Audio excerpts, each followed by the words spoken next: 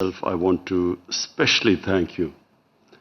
Your generous hospitality, the way you have welcomed our delegation. We're all overwhelmed by your hospitality. So first of all, I want to thank you for that. Bismillahirrahmanirrahim. Janob Prezident, Janob Shavkat Mirziyoyev, avvalambor birinchi navbatda barcha delegatsiyamiz nomidan, o'z nomimdan sizni bunday yuksak ehtirom va mehmondo'stligingiz uchun katta sizga minnatdorchilik bildirmoqchimiz. Biz bundan juda ham qattiq ta'sirlandik. This is my first visit to Uzbekistan, and inshallah not my last one. I can tell you that my delegation and I are very excited about, first of all, coming to Tashkent because for that famous in 1965 the meeting that took place between the Pakistan President and the Indian Prime Minister. And so we all remember, I mean, I'm old enough to remember Tashkent. So firstly, coming to Tashkent, but secondly, we are all excited about going to Bukhara and Samarkand, because as children we have learnt about it, its history. So this is also, I thank you, it's a great opportunity for us to see these two most historical cities tomorrow. Prezident janob oliylari, bu meni O'zbekistonga birinchi tashrifim va Xudo xohlasa bu oxirgi tashrifim bo'lmaydi. Toshkentga kelish biz uchun, men uchun va delegatsiyam uchun juda ham qiziqarli va juda ham hayajonli bir vaziyat, chunki bu bizni tarixan bolalikdan biladigan ko'p voqealarimiz bilan bog'liq. Mana 1965-yilda tarixiy bir voqea bo'lgan Pokiston prezidenti va Hindiston bosh vazirini Toshkentdagi muzokaralari va buni men o'zim bolaligimdan eslayman. O'sha vaqtda men o'smir edim. Bundan tashqari Buxoro va Samarqandga borishni ham biz juda katta ishtiyoq bilan kutayotgan edik, chunki bizdan bu shaharlarni, buyuk shaharlarni tarixidan xabardor bo'lib kelganmiz. Today we had extensive talks, and our talks were on the trade, connectivity, cultural, spiritual, and political.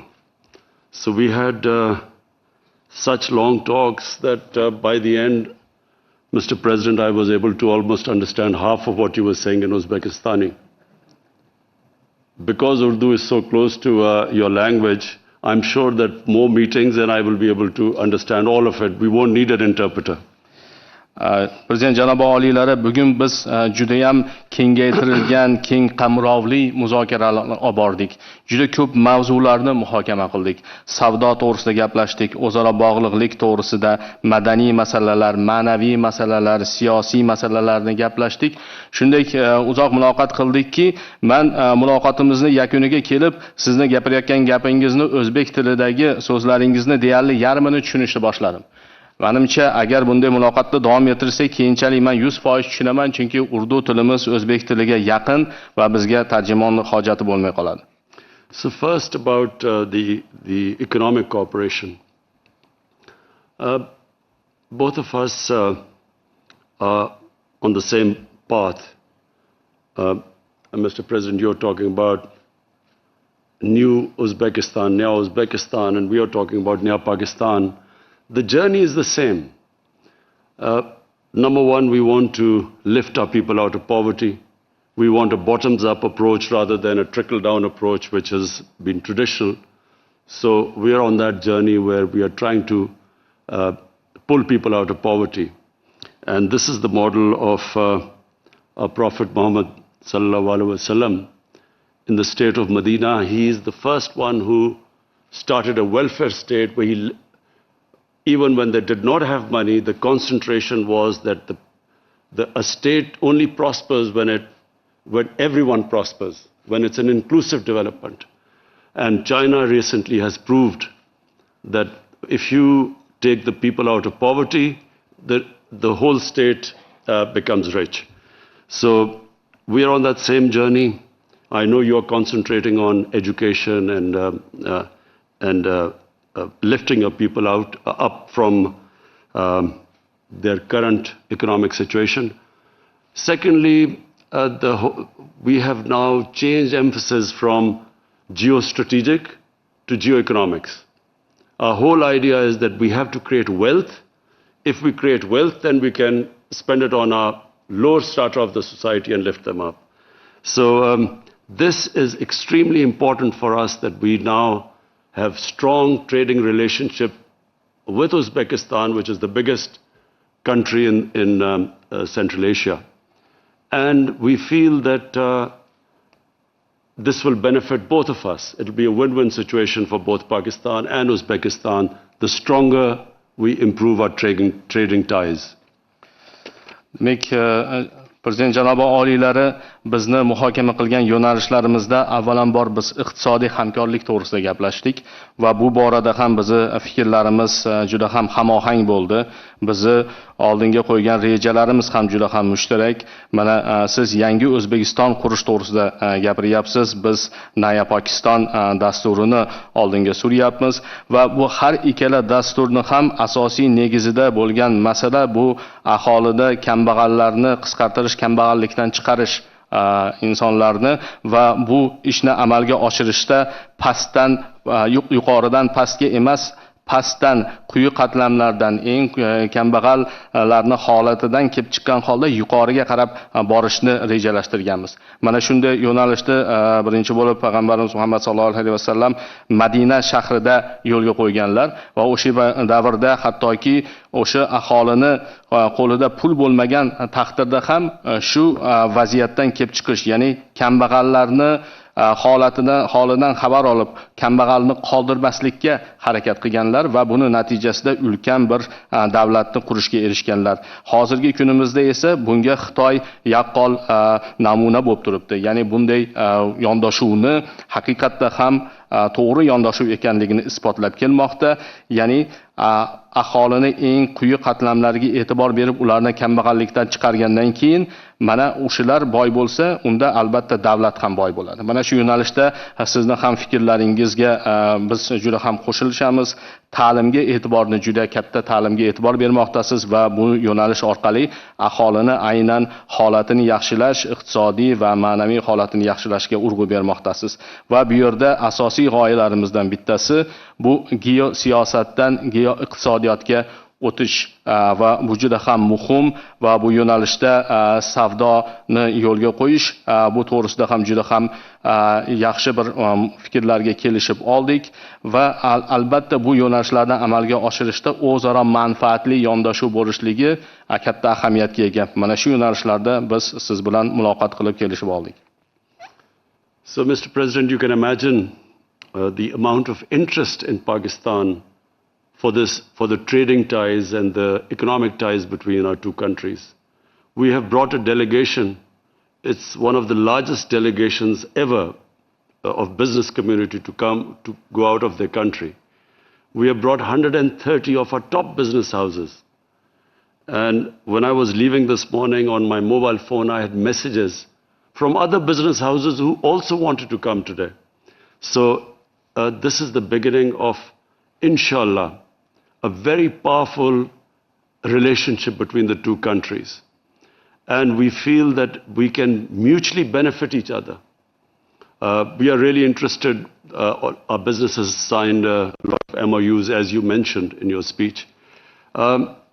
We are really interested in help in agriculture because of your manufacturing agricultural implements, which Pakistan is now trying to upgrade its agriculture, which is basically an agricultural country. And secondly, cotton. We're going to seek help from you to improve our cotton seeds. The mutual benefit to the two countries will be Uzbekistan will have access through Pakistan. First of all, Pakistan with 220 million people is a huge market. And then onwards from our ports to Middle East and to Africa. And one day, inshallah, if our relationship improves with India, you will also have access to India. And Pakistan then has access to Uzbekistan, Central Asia, and beyond. So it is a very exciting relationship between the two countries. Janob Prezident, mana O'zbekiston bilan savdoni rivojlantirish biz uchun juda ham katta ahamiyatga ega, chunki O'zbekiston Markaziy Osiyodagi eng yirik davlat va bizni tomonimizdan shuning uchun ham bu o'rtadagi muloqotni, bog'liqlikni, o'zaro savdoni rivojlantirish qay darajada qiziqarli va manfaatli va muhim ekanligini tasavvur qilishingiz mumkin.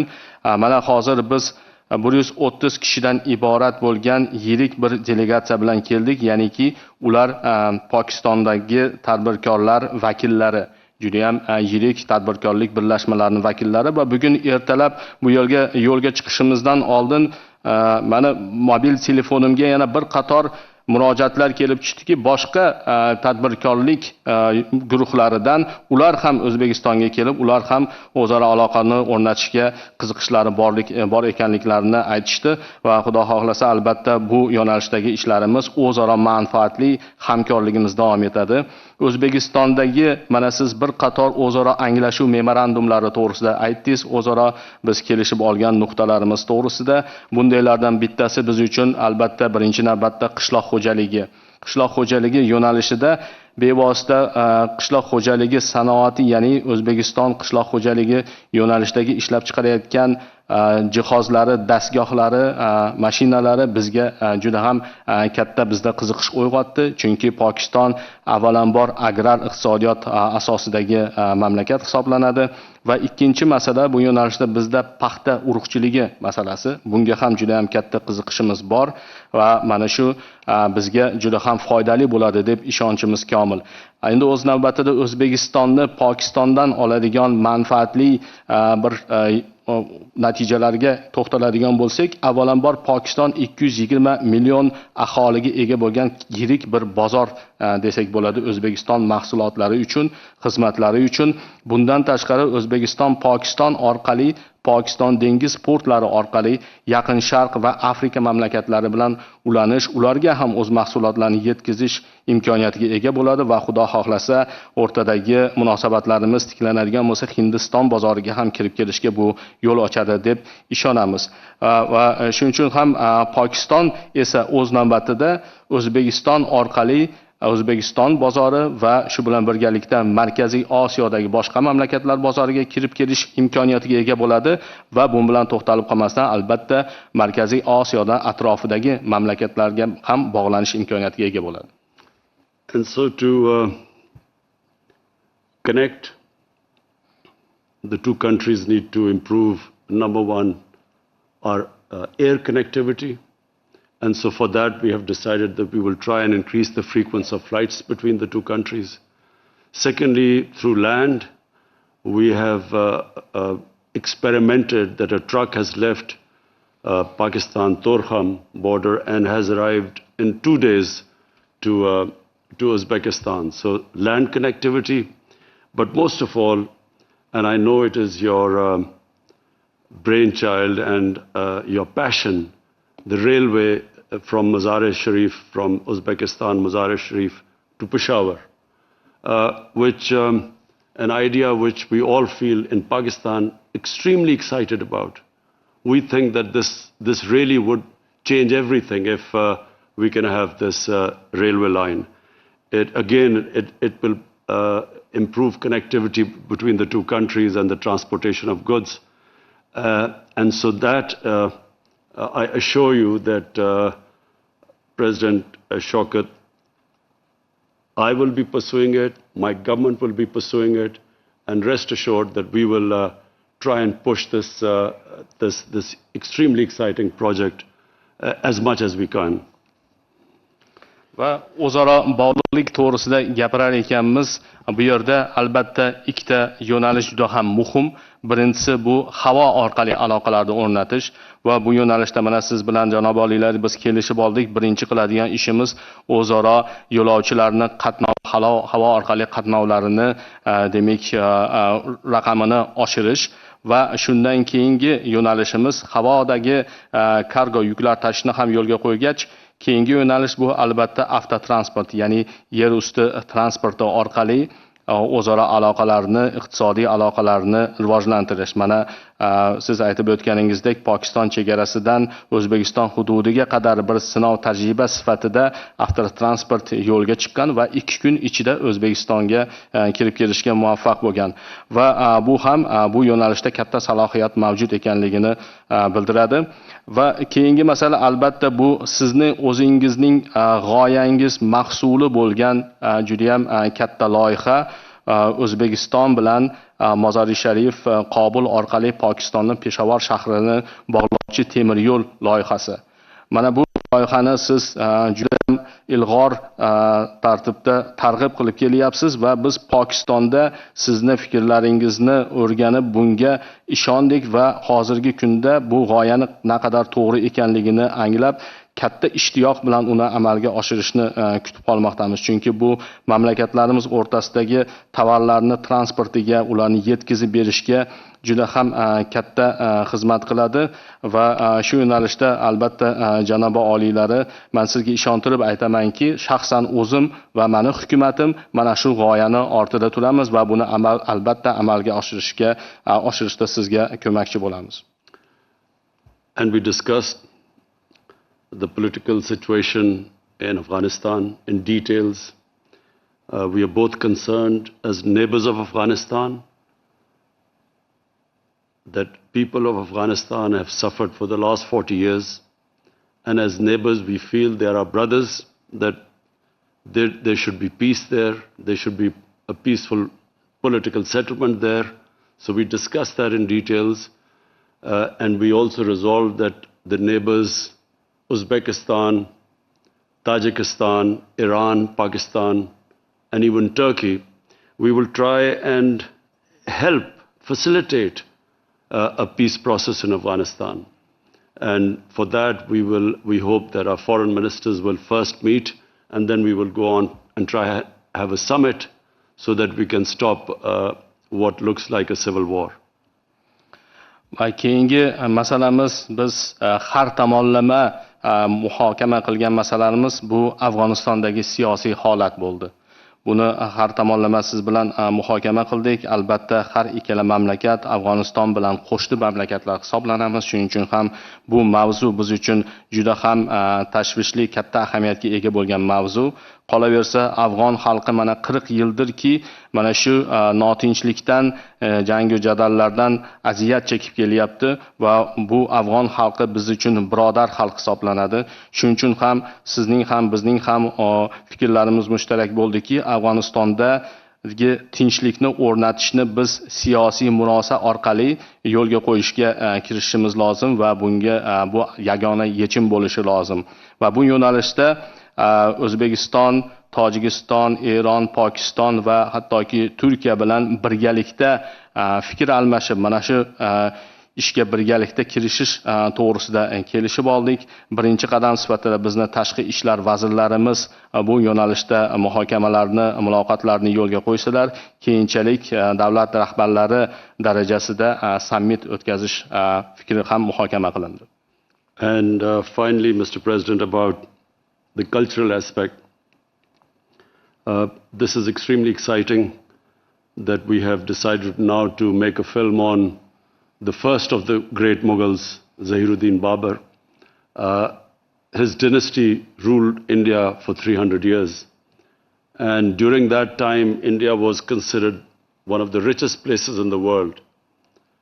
24 to 25% of the world GDP was from India. So it was a superpower of its time under the dynasty of Babur.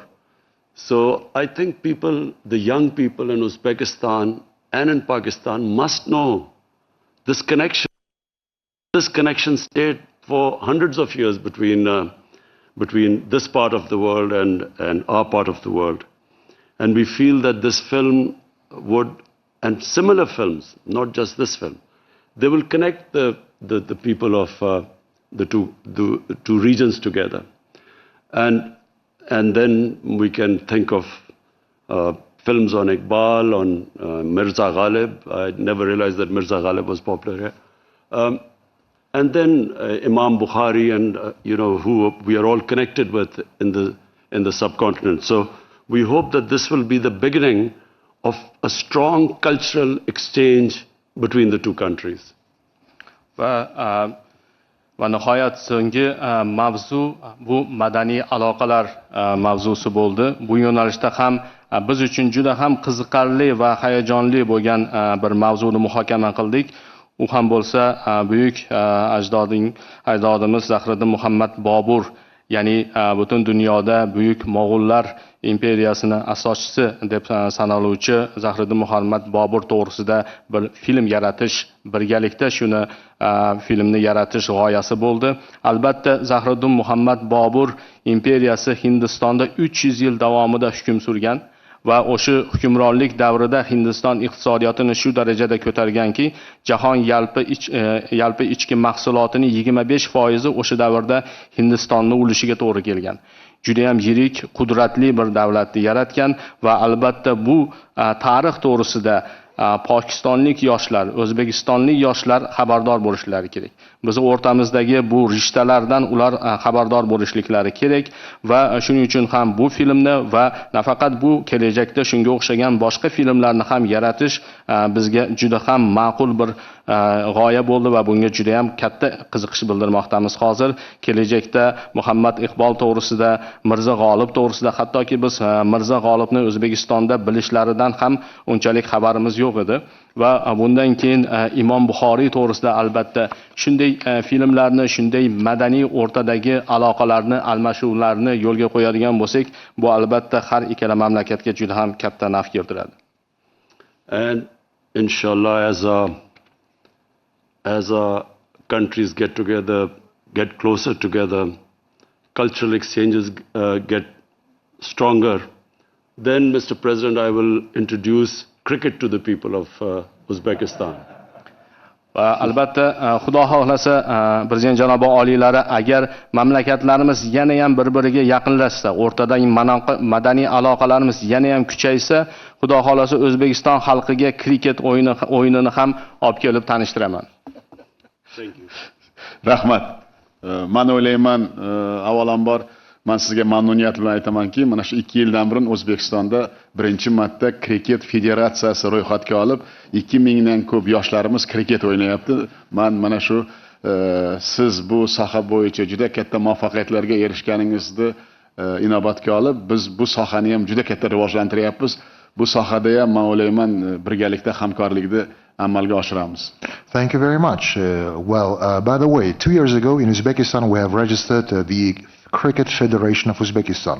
So to date, more than 2,000 youngsters of Uzbekistan are successfully playing this very game. But nevertheless, the skies are the limit. So together, I believe that we'll be able to initiate new ideas, new programs on training the young cricket players, and we'll achieve good accomplishment in this way too. Umuman, hurmatli ommaviy vositalar vakillari, mana ko'rdilaringmi, qisqa bo'ldi. Mana bizda mana shu muloqotlarimiz, lekin qanday sermazmun bo'ldi. Ayniqsa yana bir marta aytaman, Afg'onistondagi tinchlik bizni juda xavotirga soladi va juda ko'p narsalar bo'yicha kelishib oldik. Ikkinchidan, bironta soha qolmadiki, biz qandaydir shu sohaga urg'u berib, hamkorligimizni amalga oshirib, natijaga erishish bo'yicha. Yana bir marta aytaman, bir narsa eng bizga ayon bo'ldiki, juda katta imkoniyatlarimiz bor. Agar shu imkoniyatlarni to'liq ishga solsak, ikkita mamlakatga ham o'zi ijobiy natija bo'lishini va ko'p yo'nalishlar bo'yicha bizda ham erishilgan